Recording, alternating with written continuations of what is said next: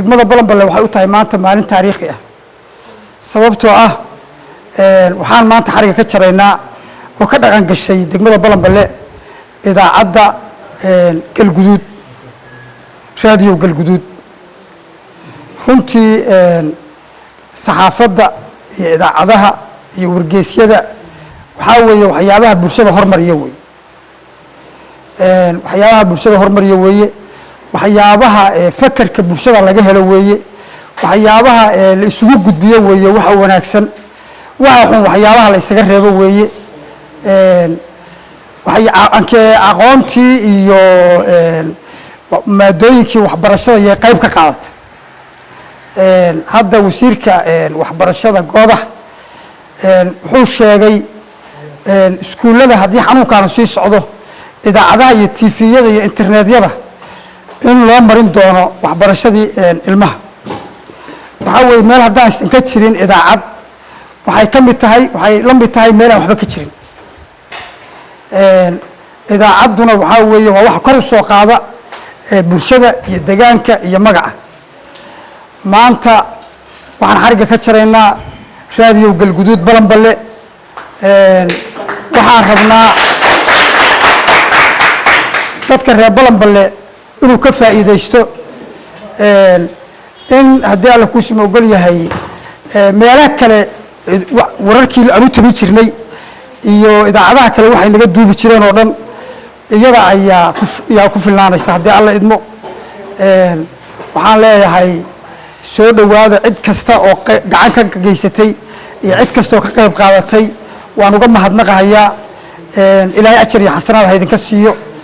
runtii wax badan baan goobaynay idaacad meelo badan baan u marnay nasiib wanaag maanta ilaahayna siiyey ciddii noo keentay iyo ciddii ka hawlgashay iyo ciddii noo fududaysay waa uga mahadnaqaynaa ilaahay baa mahadle waa uga mahadnaqaynaa waana waxaan u baahnayn oo deegaanka iyo degmada iyo bulshaduba ay u baahnayd waxaa weeye waa soo dhawaynaynaa waa ku faraxsannahay intaasaan anigu leeyahay wasalaamu calaykum waraxmatullahi wabarakaatu waxaan aada ugu faraxsannahay marka koowaad qaabkii wanaagsanaa ee nagula soo dhoweeyey degmadan Balanbal oo ka mid ah degmooyinka qadiimiga ah ee gobolka galguduud dowlad goboleedka galmudug ugu horeyn waxaan u mahad celinayaa marti sharafta kala duwan ee munaasabadan ka soo qayb gashay gaar ahaan gudoomiyaha degmada xildhibaanka nagu matala dowlad goboleedka galmudug Liman Mawlid iyo sidoo kale xogayaha baarlamaanka dowlad goboleedka galmudug iyo dhammaan mas'uuliyiinta iyo saraakiisha booliiska ee nagula sugan halkan ugu horeyn haddii aan sharaxo sababta aan u nimid Balanbal waxa ay tahay in aan ka furno xaruntii afaraad oo ay yeelanayso raadiyo galguduud oo ah warbaahinta ugu xarumaha badan ama ugu balaaran guud ahaan dowlad goboleedka galmudug waxaana ku faraxsanahay in degmada Balanbal ay ka mid noqoto degmooyinka fursadda u helay in idaacadda aan keeno sababta ugu weyn oo ay u timid raadiyo galguduud degmada Balanbal oo xarun ay ku yeelanayso waxa ay tahay codsi ka yimid bulshada degmada Balanbal oo dhalinyarada ugu horeydo waxaan si gaar ah halkan uga xusayaa oo aan leeyahay aad u mahadsan tahay boqolkiiba boqol farxiyo jeete oo xaqiiqdii agaasimo ku-xigeenka xataa inta ka soo gudubtay aniga markii dambe xataa ila soo xiriirto tiri ilaa waa in la gaarsiiyaa degmada Balanbal oo idaacadaas la keenaa maalin iyo habeen deeqad walba waa nawaciis arinta ugu muhiimsan halka ku nimidna lambar 1 ayay ka tahay oo markaasna iyadu kaligeed meesha hadleeyeen magaaladii rabtay in warbaahintu soo gaarto waxaan leenahay farxiyo maadaama in badan ku dadaashay in aan nimaano degmada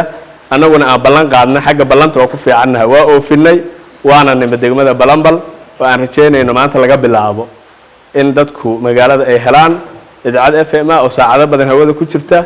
oo BBC VOA wixii oo dhan aad ka heshiin idinkana barnaamijyadiina gaarka ku qabsatiin wixii kale oo gaarana xarumaha kale oo dhan barnaamijyada ka baxayana laga dhigayso doona halkan maalinba maalinta ka dambeeyana waa sii hormari doonaa oo degmadu waxa la rabaa in idaacadda si fiican ay u soo dhaweyso raadiyo galguduud marka maxay tahay hadaan waxaan ka baro raadiyo galguduud waxa la aasaasay 3 bishii 9aad sanadkii 2011 idaacadda meesha ugu horreeyay laga aasaasay waxay ahayd degmada Guraceel dowlad goboleedka galmudug kadib waxa ay tagtay oo xarunteeda dhexe ay noqotay magaalada Dhuusmareeb ee caasimadda galmudug waxaan kaloo tagnay oo ka shaqeynaa degmada Matabaan ee gobolka Hiiraan maantana waxaan ku sugannahay degmada Balambal idaacadda hadda waxay ku dhowdahay inay u dabaaldegto sanad guuradeedii 9aad marka idaacadda inay wadno waa idaacad soo shaqeeyday oo la soo tijaabiyay oo aadna walwal ka qaban in inta maalmana ay shaqeeydo hawada ka baxdo soo laabato dhaqankaas nugulama yaqaano waxaan rajaynaynaa in Balambalna ay noqoto meelaha ugu xiisaha badan oo idaacaddan barnaamijyadeeda ay ka imaadaan aan ku soo noqnoqono idaacaddan kaliya maahna warbaahintuna ay ku badato laakiin annagu aan horseed u noqono insha Allah ayaan rajaynaynaa magaalooyin kale waxa jira codsiyadoodu yaalaan laakiin Balambal aan ka soo hormarinay waayo muhiimad gaar ah ay noo leedahay waa degmadeennii waa meeshii markii si kale loo fiiriyo deegaan doorashadeena ahayd oo ku faraxsanahay inaan idaacaddii keenno horumar ballaaran ayay annaga noo tahay waana waajibaadna saaran in aan degmada idaacadda ka hirgelino idaacadda sidoo kale waxay leedahay beejaj Facebook ay ku leedahay oo wararka muuqaalada iyo la soo geliyo iyo magaalada wixii ka jira iyadana wax walba magaalada ka dhaca waa nala wadaagi doontaan waxaan sameey doonaa inaan beejajka soo gelino si horumarka magaalada aan uga qayb qaadano dhinaca barnaamijyada localka ahna wariyaal ayaa magaalada u tababari doonaa kuwa oo ka shaqeey doona arrimaha kala duwan ee deegaanka horumarkiisa waa mahadsantihiin soo dhawaada waxaan ku salaamayaa salaanta islaamka wa salaamu calaykum waraxmatullaahi wabarakaatuh ama bacdu waxaan aad iyo aad ugu faraxsanahay maantayto idaacadda raadiyo galgaduud oo laga furay xarunteedii afraad degmada Balambal annaguna aad baan ugu baahnay haddaan nahay ka ciidan ahaan warbaahintu waxay ka qayb qaadataa waxa la yiraahdo wacyigelinta bulshada si markii aan rabno inaan bulshada wacyigelino ama aan rabno amarno inaan bixino idaacaddu waxay noo fududeynaysaa inay bulshadu durba warka naga gaar meesha intaan gaari mikrafoon ku xiran awal magaalada la dhex mari jirnay hadda inaan mikrafoon damba qaadanayna waxaan u maleynayaa idaacadda baan u yeeranaynaa idaacaddan ka sii daynaynaa warkii bulshada aan u sheegi lahaynoo amniga waxay ka qaadanaysaa wax bay ka qaadanaysaa horumarka waxay ka qaadanaysaa wax bay ka qaadanaysaa caafimaadka iyo baraarujinta wacyigelinta waxay ka qaadanaysaa qayb bay ka qaadanaysaa aad iyo aad baan u soo dhaweynaynaa marka waxaan si gaar ah ayadana ugu mahadcelinayaa oo aan aad ugu magaranaysaa ugu bogaadinayaa juhdiga iyo isha fikirka ay ku bixisay farxiyo jeyte oo aad magaranaysaa isha ka shaqeysay inay maantayto raadiyo galgaduud ay timaado degmada Balambal iyo weliba dhalinyaro kale oo magaranaysa ayaguna aan himin iyo maalin midna ka nasanin dhammaantood waan u mahadcelinayaa aad iyo aad baan u mahadsantihiin waana soo dhaweynaynaa raadiyo galgaduud intaasi in kasii badanna waxaan rajeynaynaa inay noo keenaan idaacado kale iyo beejaj iyo magaranaysaa waxayna ka mid tahay isgaarsiintu waa hooyada wacyigelinta bulshada weeye wasalaamu calaykum waraxmatullaahi wabarakaatu alxamdulilah wasanaa lilah wasalaatu wasalaamu calaa rasuulilah sala allahu alayhi wasalam awalan waxaan salaamayaa إله سبحانه وتعالى مهد علنيا مركز حكتا وحن سلامي برشة ماشى سوتي من قريبه ذاك الجدوان أقسم ياشا أقسم عبد الفتاح والراديو بالجدود أنا أدي سكون قان رنتي حلي بن مولد وان صاحبنا أصلنا فرحية شيء تو أيضا كسر شقايدي إن دقمدا الله كانوا راديو بالجدود رنتي أنا كبوليسهان waqtigii aan meesha ka shaqo bilownay iyo idaacaddii waxay noqotay wax suukaana beegan waxaan aad iyo aad cid kasta oo ka soo shaqeeyay ugu mahad celinayaa raadiyo galgaduud in la soo gaarsiiyo degmadan cid kasta oo ka qayb qaato oo mahad celinayna annagana baahi noo taageeray ahayd runtii hadda wacyigelin hadda maalmo ka hor aan suubi rabnay war dadka ma isugu yeertaan oo qof ma ugu yeertaan ma wacdaan oo kulan ma u sameeyaan mase haddana waxaan balgarayaal ama mikrafoon ku xirtaan marka waxaan rajeynayaa waxaas oo dhan laga kaaftoomi doono insha Allah tacaala asaas rajeynayaa waqtiga gaaban awgiis waa soo dhaweynayaa ka booliis ahaan aad iyo aad baan u soo dhaweynaynaa waana la shaqeynaynaa wax kasta oo inooga baahan yihiin iyo wax kasta oo ay mataqaanaa anaga nooga xiran haddii Allah yimaado asaas sameey doona wassalaamu calaykum waraxmatullaahi wabarakaatuh bismillaahir rahmaanir rahiim alxamdulillahi rabbil caalamiin magacaygu waxaa limar soo xasan gudoomiyaha ururka haweenka degmada Balambal ee maamul goboleedka Galmudug marka aan ka gudbo xildhibaanada agaasimayaasha gudoomiyaha degmada saraakiisha booliska dhalinyarada haddii gudoomiyaha waxbarashada dhammaan bulshaweynta waxaan ku salaamaa assalaamu calaykum waraxmatullaahi wabarakaatu amaa bacdi maanta farxad weyn bay noo tahay farxaddaasna waxaa noo keenay dhallinyaradanada gabadhu noo hogaaminayso alxamdulillahi rabbil caalamiin ilaahay xaggiisana waa ka sugnaatay wax badan baan dhagala-ayn wax badan baan aamusnayn wax badan baan warbaahintanadu meel tegi jirin waxaan u mahad celinayaa marka dhallinyarada noo keentay reeriyow galgaduud soo mahay saas kuni kow jir ayagaan u mahad celinaynaa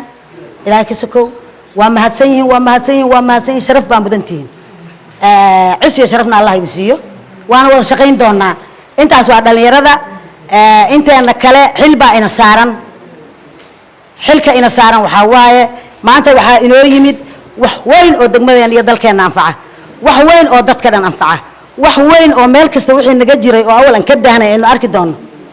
waxaa la rabaa marka inaan u shaqayno sidii waxaas noogu soo urur lahaayeen sidii waxaas noogu taabaqaadi lahaayeen sidii waxaas hore ugu socon lahaayeen sidii waxaas wanaag arrinta maanta aan hayna wanaag loogu maaragtay ay waddo ugu yeelan lahayd baana laga rabaa inaan ka shaqayno weliba dhallinyarada inay ka shaqaysaa la rabaa iyo aniga oo xilku isaaran yahay gudoomiyaha waxbarashada dadka ay taabanaysa weliba dadka waaweyn waaye adinka dhallinyarada waxaa idin leenahay waa dhegala aydeen hadda dhegihii waxawaaye waa daawoobeen xoolaha indhaha hoos baa ku jiray ookiyaalkii waa ka baxdeen waxaan leenahay ha la shaqeeyo ha laga shaqeeyo idaacadda ha loo dadaalo idaacadda ha la taabageliyo idaacadda ha loo mahad celiyo haddii ala kuli idaacadda hana laga dhigo ciddan waa hurdo jecesha hurdadii ha laga kaco shaqaha loo diyaar gadoobo si maanta waxaa weeye kuma marmarsoonayno idaacad ma haysano gaari baan raadinaynaa kuma marmarsoonayno facebook kuma marmarsoonayno wax ka fiican baa ilaahay noo keenay intaas iyo guul bacdi waxaan soo dhawaynayaa oon aad iyo aad u soo dhawaynayaa oo deegaanka aan ku soo dhawaynayaa madaxda sharafta leh ee kala duwan ee deegaanka timid iyo tii hore u joogtay iyo warbaahinta noo timid raadiyo galgaduud iyo agaasimaheeda waxaan ku soo dhawaynayaa degmada balanballe waqti loo baahnaa iyo xilli loo baahnaa baana raadiyaas helnay alxamdulillahi rabbil caalamiin wax badan bay balanballe ay waxyaabaha ay u baahnayd waxaa ugu muhiimsan oo lambar one u ah warbaahintaa u muhiimsanayd sababtoo ah sida sahlan ee wax la isugu gaarsiiyo ama dadku ola socdo wacyiga jira ee deegaanka waxa keliya lagu gudbiyaa raadiyo weeye iyo warisgaarsiin raadiyo galgaduud waan soo dhawaynaynaa gacmo furan baan ku soo dhawaynaynaa xildhibaanada deegaanka iyo saraakiisha deegaanka iyo dhallinyarada iyo hooyooyinka iyo madax kasta oo deegaanka ahna haddee mar haddaan raadiyo helnay inaan shaqayno oo aan u shaqayno ayada maahan in anagu aan u shaqay macnaha dantarnaan u shaqayno wey sababtoo meesha keliya aan ku gudbinayno fariimaha annaga wey hadday waxbarasho tahay hadday amni tahay hadday caafimaad tahay hadday wacyigelin kale tahay system kasta oo wacyigelinada loo baahan yahay meeshaan ku gudbin lahayn wey ayada laba dhinac baan ku dhagaynaa si wanaagsan baan loo xarig jaraynaa xildhibaanka iyo agaasimaha iyo martida noo timid waxay u tahay munaasabad qaali ay u tahay maanta inay ka xarig jaraan raadiyo galgaduud annaguna waa soo dhaweynayna wasalaamu calaykum waraxmatullahi wabarakaatu bacda salaan farxad weyn ayay noo tahay maantay reer balanballe in ay ku soo biidho ama ay helaan raadiyo galgaduud baahi weyn ayaan u qabnay oonaan tirin karin laakiinse farxad iyo reynreyn ayay noo tahay maanta haddii laga hirgeshay degmada balanballe raadiyo galgaduud cid kasta oo ka qayb qaadatay keenidda iyo yegleelidda raadiyo galgaduud ee balanballe ay ugu horeyso walaashan farxiyo jayte iyo dhammaan intii ka qayb qaadatayba waxaan leenahay mahadayni ka gaadho waxaan rabaa marka koowaad iyo mar labaadba inaan degmada balanballe ku wacyigasho raadiyo galgaduud haddii ay shaqayso waxaa soo gaari doona degmada raadiyaal badan ama tv-yo badan kuwaasoo naan hadda haysan oon u arko anigu tusaale maanta inay u tahay raadiyo galgaduud marka sidaas la ajligeed dhammaantanada ay ugu horeeyaan guddoomiyaha saraakiisha ciidanka nagala joogta iyo dhammaan dhallinyarada hooyooyinka odayaasha waa inaan gacmaha isqabsanaa kana wada shaqaynaa sidii ay ku shaqayn lahayd raadiyo galgaduud waxyaalaha annaga aas-aasiga noocaana aan ugu wadaagi lahayn waxaad moodaa waqtigu inuu iska yaryahay intaas ayaan kusoo gabagabeynayaa uu fudo noo timidna waxaan leenahay deegaankiina kusoo dhawaada waana mahadsantihiin waxaan kaloo mahadcelinayaa bulshada reer Balanbal runtii dadaalka ayaga iskale shakhsiyada kaliya ma lahayd waa fikirka ayaga ka imaanayay waxaan anigu qaadayay ma aan mid kaliya aan watay waxaan mahadcelinayaa adikana dadaalkii aan wada qaadanay oo maanta mirihiisa aan joogno waxaan mahadcelinayaa dhammaan mas'uuliyiinta gudoomiyaha degmada xildhibaanka dowlad goboleedka Galmudug Mawlid Sheekh Cali Tahliil xogayaha baarlamaanka Galmudug mudane Xasan Jarnagale agaasimaha Galgaduud Cabdifataax Xasan Faarax iyo dhammaan mas'uuliyiin kale oo aan halkaan ku xusi karin waxaan leeyahay kusoo dhawaada maanta degmada Balanbal waxaan kaloo mahadcelinayaa taliyaha Maxamed Tooreeye iyo taliyaha ku-xigeenka Cabdirashiid Cumar Guuleed oo runtii nin dhalinyaro aad u qiimo badan ah waxaan leeyahay kusoo dhawaada dhammaantiin degmada runtii TV-gaan Galgaduud xaruntiisa degmada Balanbal dadaal badan oo galay Cabdifataax agaasima ku-xigeenkan u gudbay inaan haddana agaasimihii maaragtay aan xiriir la sameeyo runtii waxaan soo wada shaqeynay 2011 ilaa 13 mas'uuliyiinta horaan isku naqaanay sababtaas ay fududeysan marka inaan dadaalkii aan ku guuleysanay inuu ayagoo mas'uuliyiin oo hogaaminaya TV-gii ii fududeysay inaan ka qayb galo runtii idaacadda raadiyo Galgaduud aad baan ugu mahadcelinayaa dhammaantiin waqti waa kulul yahay waxaan leeyahay soo dhawaada maanta idaacaddii baa degmada joogta waxaa noo taalo waa shaqo waxaa warka soo koobay taliya ku-xigeenka Cabdirashiid oo yiri dee waa annaga badan noo tahay marka dhammaanteen barnaamijka aan wada qaadano idaacaddana aan soo dhaweyno xarig jagi baan u taaganahay waa mahadsantiin insha Allah salaam alaykum Balanbal ururka hooyooyinka bulshada qeybaheeda kala duwan suxufiyiinta dhammaantiin saraakiisha amniga waxaan ku salaamayaa salaamta islaamka assalaamu calaykum waraxmatullaahi wabarakaatuh bacda salaam wixii la dhihi lahaa waxaa soo jeediyey mas-uuliyiintii iga horreysay iyo ururadii bulshada qeybaheeda kala duwanaa oo ka hadlay waxaa sharaf weyn ii ah oo maanta aad ugu faraxsanahay degmadii deegaan doorashadeeda ahayd Galmudug magaalada Balanbal inaan maanta ka xarig jaro raadiyowgii ugu horreeyey ee degmada Balanbal ka howlgala raadiyo bacda salaam iyo boogaadin ka bacdi waxaan haddii ilaahay ku idmaayo bulshada Balanbal maanta waxa weeye waa munaasabad aad u ballaaran aad u qiimo badan raadiyo Galgaduud sida uu la tacaamushaan oo haddii ilaahay ku idmaayo uga soo muuqdo degmada Balanbal bay raadiyaasha kaleeto iyo telefishinada kale oo imaan doonana ku xiran yihiin taas ogaada insha Allah si fiican u qabsada qolada haddii ilaahay ku idmaayo raadiyowga Galgaduud agaasimaha iyo madaxa hadda loo magacaabay oo Balanbal u qaabilsanaan doona Farxiye Jeete waxaan rajeynayaa midiyuhu waa midi laba af leh waxa weeye waxna way halaysaa waxna way wanaajisaa degmada wanaageeda iyo positive-ka fiican inay ka xigsan doonto insha Allah horumarinteeda ka qayb qaadan doonto baan aad u rajeynaynaa kuna dardaarmaynaa Balanbal waxaan leenahay insha Allah horumarka iyo haddii ay ku idmay isxilqaanka horaad u taqaaneen intii kala sii dhawaada annaga ka maamul ahaan iyo haddii ay ku idmay dowlad goboleedka Galmudug oo maanta aan ku matalayo degmadan Balanbal waxaan ballan qaadaynaa insha Allah bil kariim Balanbal xuquuqdeeda geed dheer iyo geed gaaban baa inaan u fullo aan soo dhicin doono insha Allah aad baad u mahadsantihiin soo dhaweyntiinii iyo haddii ay ku idmaayo aad baan inkaga mahadcelinaynaa